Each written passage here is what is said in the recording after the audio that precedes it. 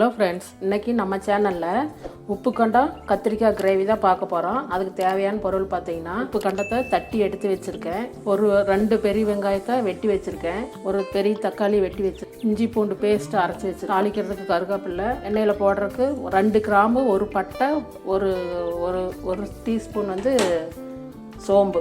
வதக்கிறதுக்கு பார்த்திங்கன்னா வெங்காயம் வெட்டி ஒரு கைப்பிடி அளவு சின்ன வெங்காயம், ஒரு தக்காளி வெட்டி வச்சுருக்கேன், கத்திரிக்காய் வெட்டி தண்ணியில் போட்டு வச்சுருக்கேன், மல்லிப்பொடி 2 ஸ்பூனு, வரமிளகா பொடி 1 ஸ்பூனு, வீட்டிலே அரைச்ச கறி மசால் பொடி கறி மசால் தூள் 2 ஸ்பூனு, வீட்டிலே அரைச்ச குழம்பு மிளகாத்தூள் 2 ஸ்பூனு. வாங்க எப்படி செய்கிறதுன்னு பார்க்கலாம். தேங்காய் கொஞ்சம் துருவி எடுத்து வச்சுருக்கேன், புளி கொஞ்சம் எடுத்து வச்சுருக்கேன். வெங்காயத்து தக்காளியோடு வணக்கிறதுக்கு கசகசா கொஞ்சம் எடுத்து வச்சுக்கலாம். வாங்க ஸ்டவ்வை பற்ற விட்டு ஃபஸ்ட்டு வெங்காயம் தக்காளி வதக்கி எடுத்து வச்சுக்கலாம். வெங்காயம் தக்காளி வதக்கிறதுக்கு கொஞ்சம் ஆயில் விட்டுக்கலாம். வெங்காயம் தக்காளியோட கொஞ்சம் கசகசா போட்டுக்கலாம். அப்போ தான் குழம்பு நல்லா கிரேவி பதத்துக்கு வரும்.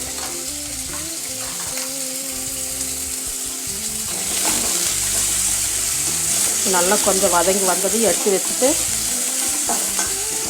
கத்திரிக்காய் வதக்கலாம்.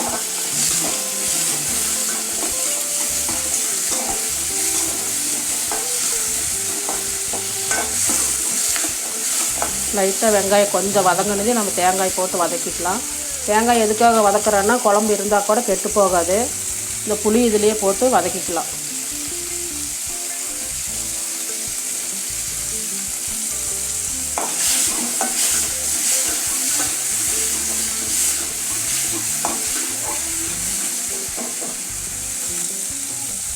அதிலே 2 கருவேப்பிலை அதிலே போட்டுக்கலாம். தேங்காய் பார்த்திங்கன்னா ஒரு கைப்பிடி அளவு.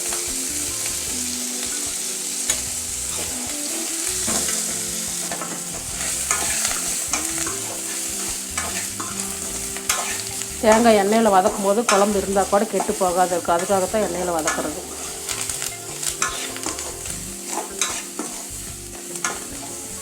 எடுத்து வச்சுட்டு வதங்கிடுச்சு. எடுத்து வச்சுட்டு கத்திரிக்காய் வதக்கலாம். தேங்காய் தக்காளி எல்லாம் வேறு பாத்திரத்துக்கு மாற்றியாச்சு. வதக்கினா வானல்லே நம்ம இப்போ கத்திரிக்காயை எண்ணெயில் ஃப்ரை பண்ணி எடுக்க போகிறோம். கத்திரிக்காய் பார்த்திங்கன்னா நல்லா எண்ணெயிலே வதக்கிடணும், அப்போ தான் நல்லாயிருக்கும். கத்திரிக்காய் காரம் இல்லாத டேஸ்ட்டு கொடுக்கும். எண்ணெய் காஞ்சிடுச்சு, கத்திரிக்காய் போடலாம்.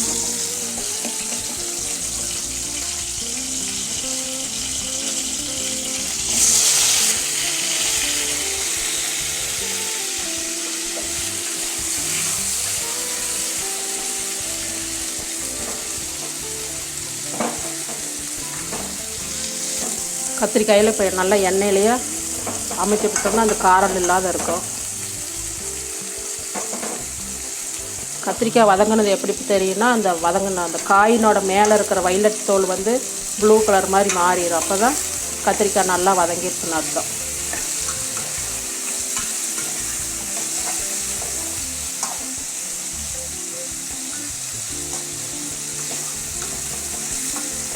எண்ணெயிலேயே 50% வெந்துடணும், அப்போ தான் மசாலில் கொஞ்சம் வேகிறதுக்கும் சரியாக இருக்கும்.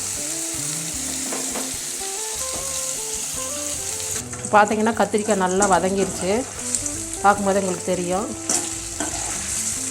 நல்லா வதங்கிடுச்சு. வேறு தட்டுக்கு மாற்றிக்கலாம்.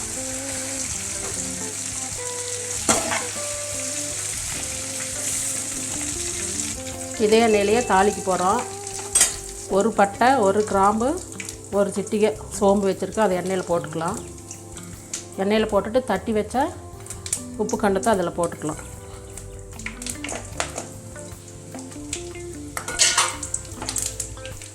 உப்பு கண்டம் நல்லா எண்ணெயிலே பொரிஞ்சதுன்னா நல்லாயிருக்கும். தட்டி வச்சனால சீக்கிரமாக வெந்துடும்.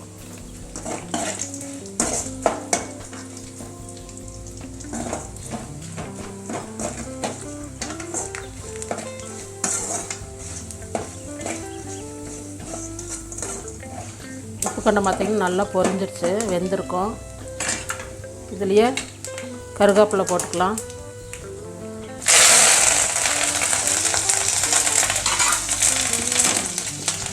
வெங்காயம் போட்டுக்கலாம். அதுலேயே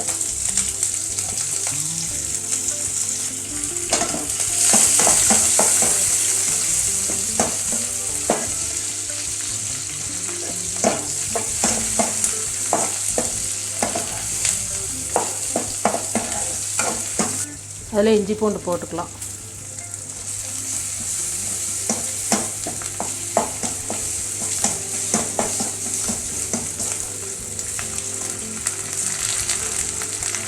இஞ்சி பூண்டு பச்சை வாசம் போயிடுச்சு. தக்காளி போட்டுக்கலாம்.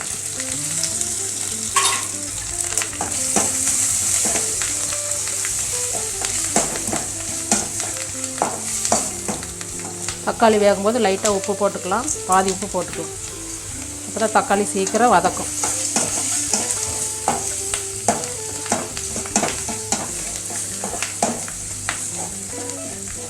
வரமிளகா 1 ஸ்பூன் போட்டுக்கலாம்.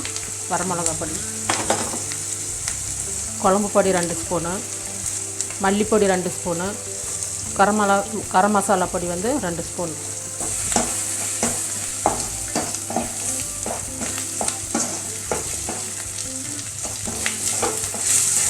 இது எல்லாத்தையும் ஒன்றா போட்டு திரட்டிக்கலாம். லைட்டாக தண்ணி விட்டுக்கலாம்.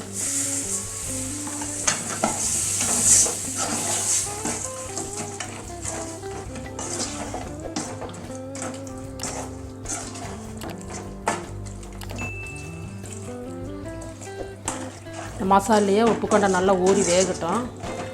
ஆயிலே பாதி வெந்துருச்சு. இந்த மசாலோட ஊறிச்சுன்னா கொஞ்சம் சாஃப்ட்னஸ் கொடுக்கும். அதனால தண்ணி ஊற்றி கொஞ்சம் நேரம் வேகட்டும். பார்க்கலாம். அதுக்குள்ளார மசாலாவெல்லாம் அரைச்சிட்டு வந்துடலாம். பாருங்கள், மசாலா உப்புக்கண்டத்தை எல்லாம் போட்டு நல்லா வேக வச்சுருந்தோம். எப்படி மசாலா எண்ணெய் பிரிஞ்சு வந்திருக்குன்னு பாருங்கள். இந்த இதில் நம்ம ஆட்டிட்டு வந்தால் மசாலா அதில் ஊற்றிக்கலாம்.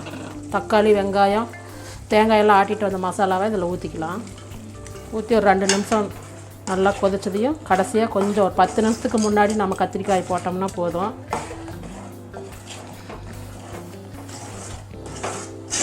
இந்த கத்திரிக்காய் உப்புக்கண்ட கிரேவி ரொம்ப சூப்பராக இருக்கும். இந்த மாதிரி செஞ்சு பாருங்கள்.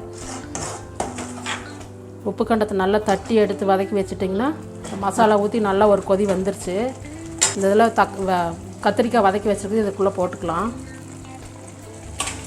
இந்த ஜாரை அரைச்ச ஜாரை கழுவி கொஞ்சம் தண்ணி ஊற்றிக்கலாம். அதுலேயே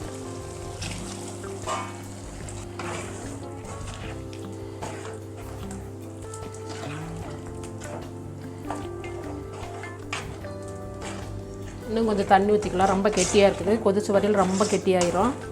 அதனால் இன்னும் கொஞ்சம் தண்ணி ஊற்றிக்கலாம்.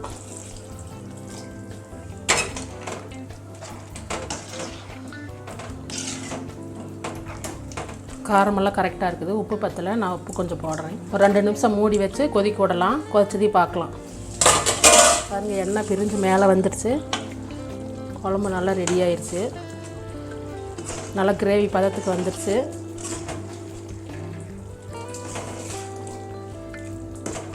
இந்த ஸ்டேஜில் இறக்கிடலாம்.